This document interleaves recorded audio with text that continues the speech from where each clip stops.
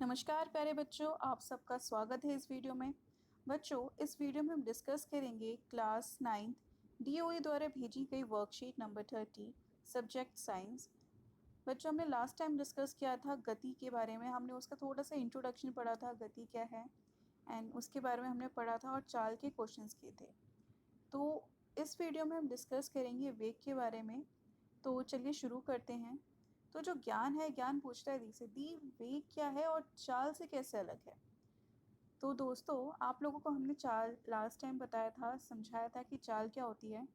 तो चाल और वेग में सबसे मेन डिफरेंस तो यही है कि जो चाल है, चाल क्या है, वो आदिश राशि है और वेग क्या है, सदिश राशि। मीन्स इसके अंदर दिशा भी पता चलेगी। मतलब जब किसी वस्तु एक निश्चित दिशा में चाल हो तो उसको क्या कहलाएंगे, वेग। और वेग को हम v से डिनोट करते हैं। वेग अगर पता करना हो, निकालना हो तो हम क्या लिखेंगे, v। और चाल को भी हम v से लिखते हैं। और वेग का फॉर्मूला होता है विस्थापन भाग में समय। तो और इसका जो मात्रक है वो क्या है, मीटर पर सेकेंड। और ये शून्य हो सकता है। शून्य क्यों हो सकता है? क्योंकि दोस्तों, हमने लास्ट टाइम डिस्कस किया था विस्थापन क्या होता है, शून्य हो सकता है। अगर विस्थापन शून्य हो सकता है तो वेग भी हमारा शून्य हो सकता है। आप ये चीज़ ध्यान रखिए। जो चाल है, चाल को जब हम कैलकुलेट करते हैं वो होता है डिस्टेंस अपॉन में टाइम। मतलब तय की गई दूरी अपॉन में टाइम, समय। और वेग जब निकालते हैं वो होता है विस्थापन भाग में समय। तो ठीक है। तो जब चाल निकालते हैं, चाल में होता है हमारा दूरी, तय की गई दूरी भाग में समय। ठीक है। तो हमें पता है दूरी कभी भी ज़ीरो नहीं होगी और विस्थापन ज़ीरो हो सकता है। ठीक है। और जो समय, समय तो कांस्टेंट रहेगा। तो दोस्तों, इससे ध्यान रखिएगा। तो समय जो वेग है, वेग की जो आंसर है वो शून्य आ सकती है, लेकिन चाल जो है आपकी शून्य नहीं होगी। ठीक है। दोनों का मात्रक ही हमारा मीटर पर सेकंड रहेगा। अब यहाँ पे आपको पूरा एक्सप्लेन कर रखा है कि जो वेग है वो शून्य कैसे हो सकता है। वो शून्य ऐसे हो सकता है कि अगर आप लगा लीजिए, आप अपने घर से, या आपका घर है, घर से गए स्कूल और फिर स्कूल से आए वापस। ठीक है। तो जब अगर आप यहाँ से वहाँ गए, अगर लगा दीजिए आपने 10 मीटर यहाँ पे कवर किए और 10 मीटर यहाँ पे। ठीक है। तो 10 मीटर यहाँ के, 10 मीटर यहाँ। अगर आप दूरी तय करेंगे तो दूरी कितनी हुई आपकी, टोटल 20 मीटर। लेकिन विस्थापन क्या हो गया, ज़ीरो। क्योंकि आप जिस जगह से चले थे उसी जगह पे वापस आ गए, तो विस्थापन हो गया ज़ीरो। अगर विस्थापन ज़ीरो है, शून्य है, तो वेग भी शून्य होगा। ठीक है। और अगर आप औसत वेग निकालना चाहते हैं, औसत वेग का फॉर्मूला है, ये रहा आपका औसत वेग, कि प्रारंभिक वेग मतलब पहले जिस स्पीड से आप चले थे वो कितनी है और आखिरी में आपकी स्पीड क्या हो गई, और अंतिम वेग, उन दोनों को जमा करके 2 से भाग। औसत मतलब किसी भी चीज़ का एवरेज। अब दो वैल्यूज़ है, प्रारंभिक और, तो किससे भाग कर देंगे, 2 से। तो आई होप आप लोगों को वेग और चाल में डिफरेंस क्लियर हो गया होगा। आपका एक क्वेश्चन भी है वर्कशीट में, दोबारा एक्सप्लेनेशन की जगह आपको फिर क्लियर कर देती हूँ। वेग और चाल में एक अदिश राशि है, एक सदिश राशि है। दोनों की यूनिट मीटर पर सेकंड होती है। वेग शून्य हो सकता है और चाल शून्य नहीं हो सकती है। वेग का डिफरेंस आप फॉर्मूला लिख सकते हैं विस्थापन अपॉन में समय। ठीक है। लेकिन चाल का क्या होगा, दूरी, तय की गई दूरी भाग में समय। तो ये था वेग और चाल का डिफरेंस। आपका फर्स्ट क्वेश्चन जो है वर्कशीट का वो यही है कि आपको वेग और चाल में अंतर बताना है। आपको अभी जैसे बताया, आप तो उसके हिसाब से वीडियो को आराम से पॉज करके धीरे धीरे सुनिए और उसके हिसाब से डिफरेंस लिख सकते हैं। फिर उसके बाद सेकंड क्वेश्चन बाद में डिस्कस करेंगे, पहले आगे देखते हैं। फिर ज्ञान का क्वेश्चन आता है कि दी हम ये कब कह सकते हैं कि कोई भी वस्तु एक समान गति में है या नहीं। और ऐसी स्थिति में वस्तु के वेग में क्या होगा, अगर कोई समान गति है तो उसका वेग क्या होगा, जो असमान है तो क्या होगा। तो जिज्ञासा जी तो हैं, वो बताती हैं कि यदि किसी वस्तु वो सीधी रेखा में गति करते हुए समान गति कर रही है समान दूरी पे।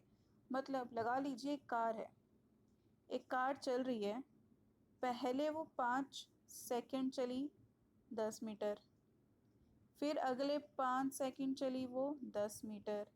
तो ये क्या होगी, समान गति। कैसे, उसने समान समय में हर 5 सेकंड में वो 10 मीटर कवर कर रहा है, तो ये कहलाएगी समान गति। लेकिन अगर एक कार चल रही है, उसने यहाँ से ए से स्टार्ट किया, यहाँ से यहाँ तक तो वही उसकी गति थी। पहले 5 मिनट लगा लीजिए, पहले 5 मिनट उसकी गति रही है 10 मीटर, चले लीजिए 100 मीटर। तो उसने पहले 5 मिनट में 100 मीटर कवर किए। अगर हम देखते हैं अगले 5 मिनट में कितने किए, तो उसने अगले 5 मिनट में कर लिए 150 मीटर। फिर अगले 5 मिनट में कितने किए, उसने करे 50 मीटर। तो इसमें क्या है कि वो एक समान गति से नहीं चल रहा है, वो इक्वल दूरी तय नहीं कर रहा है। ठीक है, तो ये हो गई हमारी असमान गति। ठीक है, क्योंकि वो अलग अलग समय में अलग अलग दूरी तय कर रहा है, तो ये हो गई हमारी असमान गति। लेकिन वो एक साथ एक समय में एक दूरी तय करता है, तो वो गई हमारी एक समान गति। आशा करती हूँ आपको एक समान और असमान गति समझ आई होगी। फिर उसके बाद है दोस्तों कि ऐसी स्थिति में उसका वेग जो है वो भी असमान होगा, और अगर एक समान है तो उस टाइम भी समान में समान ही रहेगा। ठीक है, और इसके अगर असमान है तो उसको 2 प्रकार में विभाजित कर सकते हैं, त्वरण गति और मंदन। ये चीज़ दोस्तों ध्यान रखिएगा, बिकॉज जो नेक्स्ट वर्कशीट्स आएंगी इनके ऊपर क्वेश्चंस आएंगे। त्वरण क्या होता है, मंदन क्या होता है। त्वरण गति क्या होता है, इस गति में वस्तु का वेग समय के साथ लगातार बढ़ता है, और मंदन में वस्तु का वेग समय के साथ घटता है। त्वरण और मंदन में क्या डिफरेंस है, इसमें वस्तु का वेग समय के साथ बढ़ेगा और इसमें घटेगा। ठीक है, अब इसके बाद आपको एक एग्जाम्पल दे रखा है। क्वेश्चन है, यदि एक साइकिल सवार ए बिंदु से बी बिंदु के बीच 40 मीटर लंबे सीधे पथ पर ए से बी जाकर वापस बिंदु ए पर आता है, और ए पर आने पर वो 40 सेकंड का समय लेता है, तो उसकी चाल और वेग ज्ञात कीजिए। दोस्तों, जैसा कि अभी हमने आपको बताया कि अगर वो एक स्थान से चलकर वापस उसी स्थान पर आ रहा है, तो उसका जो विस्थापन होगा तो वो कितना हो जाएगा, 0। और कुल दूरी कितनी हो गई उसकी, 80, 40 जाने की और 40 आने की। और कुल समय कितना हो गया, 40 जाने का और 40 आने का। नहीं, ए से बी वापस आने में 40 है, तो कुल समय 40 ही है आपका। तो अगर आप इसकी चाल निकालेंगे तो 80 भाग में 40, क्योंकि तय की गई दूरी उसने कितनी की है, 40।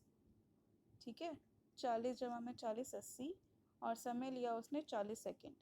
और वेग उसने विस्थापन भाग में समय, विस्थापन कितना हुआ, 0। तो हो गया 0 भाग बाई 40, तो कितना हो गया, 0। अगर आपका ये 1 नंबर में क्वेश्चन आता है, आप इसका डायरेक्ट आंसर कर सकते हैं कि विस्थापन आपका 0 है, क्योंकि वो एक बिंदु से चल के वापस उसी बिंदु पे आ रहा है। विस्थापन अगर 0 है तो आपका वेग भी 0 होगा। ठीक है, अगर 1 नंबर में आता है इतनी लंबी कैलकुलेशंस आपकी करने की ज़रूरत नहीं है आपको। अब उसके बाद आपके क्वेश्चन आंसर सब वर्कशीट्स की चलिए देखते हैं। पहला क्वेश्चन तो आपको आंसर मैंने बता दिया है। दूसरा क्वेश्चन है, यदि एक कार 100 मीटर की दूरी 25 सेकंड में तय करती है तो उसका वेग ज्ञात कीजिए। तो आपको भी पता है वेग ज्ञात करने का फॉर्मूला है हमारा विस्थापन भाग में समय। विस्थापन आपका हुआ 100 मीटर, भाग में समय है आपका 25, तो उसको भाग करेंगे आएगा आंसर 4, तो ये हो गया 4 मीटर पर सेकेंड। और दोस्तों ध्यान रखिएगा, जब अपने कॉपी में करेंगे तो आपको पूरा प्रश्न लिखना है। प्रश्न के साथ साथ जब उत्तर लिखेंगे तो पहले आप ये वेग का फॉर्मूला लिखेंगे, उसमें मेंशन करेंगे कि समय इतना है, विस्थापन इतना है, और फिर वेग कैलकुलेट करेंगे। और जब भी कैलकुलेट करके लिखेंगे इसकी यूनिट मीटर पर सेकंड लिखना ना भूलें, मात्रक बहुत इंपॉर्टेंट है।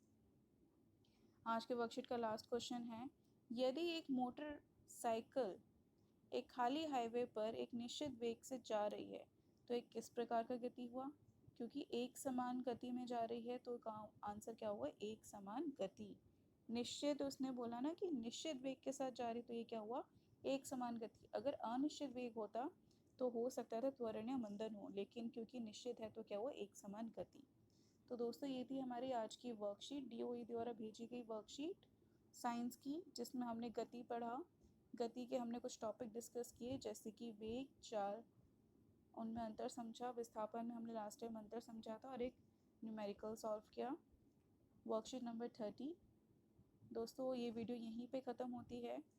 थैंक यू सो मच ये वीडियो देखने के लिए, और बाकी की वीडियोस देखने के लिए इस चैनल पर बने रहे और चैनल को सब्सक्राइब करना ना भूलें। Thank you so much.